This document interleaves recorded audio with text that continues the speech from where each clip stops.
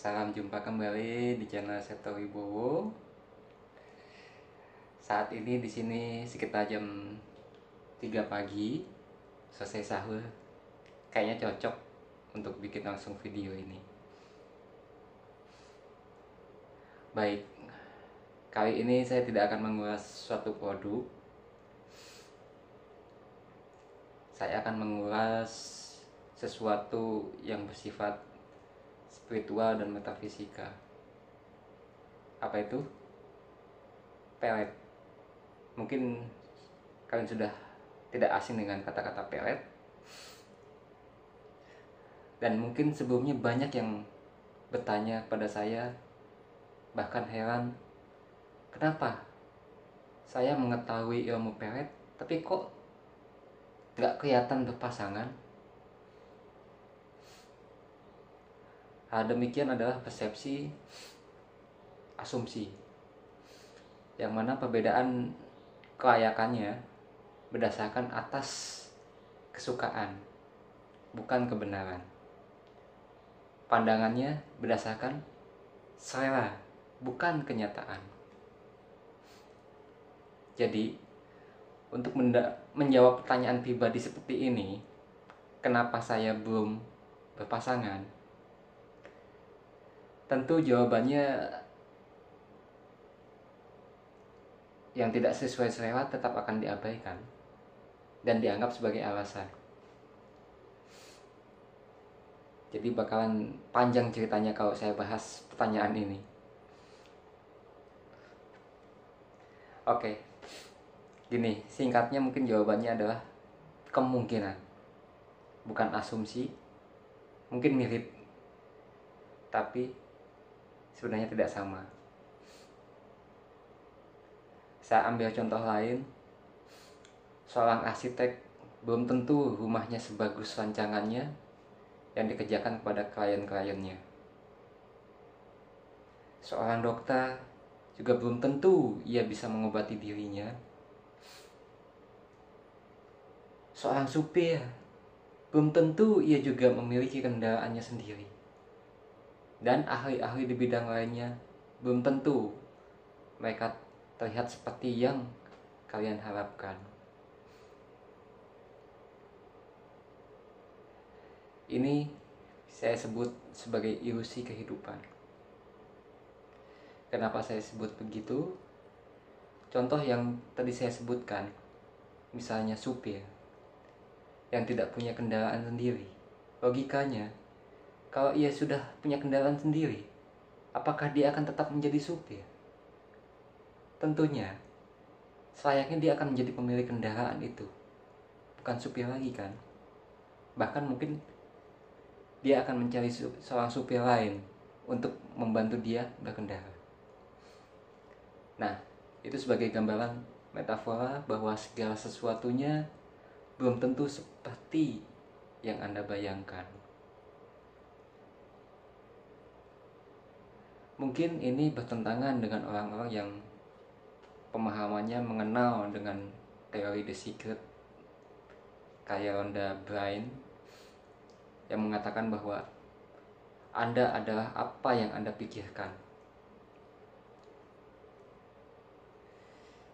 Orang-orang yang fanatik dengan pemahaman The Secret tersebut akan tentunya mengalami delusi.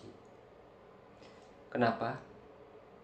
Karena jelas dari tata katanya, kalimat Anda adalah apa yang Anda pikirkan. Di situ terdapat dua subjek, padahal aslinya berbeda. Sekilas sama. Juga ada hadis yang menerangkan anak indah Zoni Abdi dia, aku sesuai prasangka hambaku padaku. Nah, di sini terlihat kan bahwa ada dua subjek yang berbeda, namun tidak hanya di situ, tidak hanya berhenti di situ.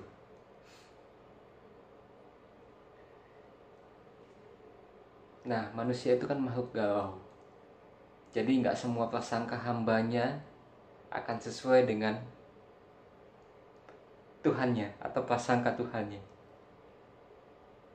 Namun Tuhan mengetahui karakter manusia sebagai makhluk galau.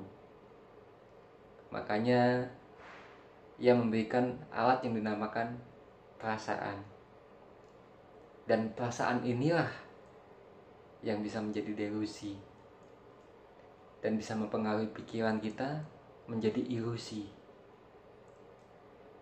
Oke, contoh gampangnya. Manusia ketika diberikan hanya satu pilihan mengeluh. Kenapa sih nggak ada pilihan lain? Lalu berikutnya ketika kita diberikan banyak pilihan, justru bingung mau pilih yang mana sih? Nah, perihal pelet ini juga terkadang disangkut pautkan dengan jodoh. Padahal sudah jelas keduanya juga berbeda, seperti halnya nasib dan takdir. Dalam hal pelet, sebenarnya hanyalah alat atau cara untuk membuat orang lain tertarik pada kita. Namun, apapun yang sudah ditarik, kan belum tentu Anda sukai. Apalagi kalau Anda punya banyak pilihan dari apa yang Anda tarik. Nggak cuman itu aja. Banyak orang tentunya kalau dikasih cuma hanya satu pilihan, kesannya kan jadi terpaksa. Seakan-akan ini adalah takdir atau jodoh yang memang sudah Tuhan tentukan. Dan justru itulah salah satu indikatornya untuk membedakan mana takdir dan mana nasib. Umumnya, takdir itu memaksa dan tidak bisa dirubah. Nah, walaupun saya mengetahui adanya takdir-takdir yang bisa dirubah, itu tidak akan saya bahas di sini, apalagi untuk umum. Kalau niat atau nekat silakan privat. Sebutkan mahalnya. Kalau cocok berlanjut silakan datang. Saya akan kupas tuntas. Oh iya, persyaratannya bukan uang loh ya. Karena yang Anda beli di sini bukan barang, melainkan ilmu pengamalan, juga pengalaman. Jadi kalau sekedar uang atau punya uang, namun Anda tidak bisa mengamalkannya, akan jadi percuma. Ibarat Anda beli gadget handphone, harganya mahal, namun Anda sendiri tidak tahu dan tidak bisa menggunakannya. Apalagi kalau sudah timbul malas dan terlanjur beli, gak bisa merawatnya, jadi bangkai kan? Sayang. Nah, pelet atau daya tarik ini secara keilmuannya ada yang logis, juga ada yang mistis. Yang logis, praktek-prakteknya lebih mudah karena akal kita menerimanya sebagai sesuatu yang wajar. Kalau yang mistis, prakteknya lebih banyak karena ritualnya menjelajahi segala kemungkinan yang ada.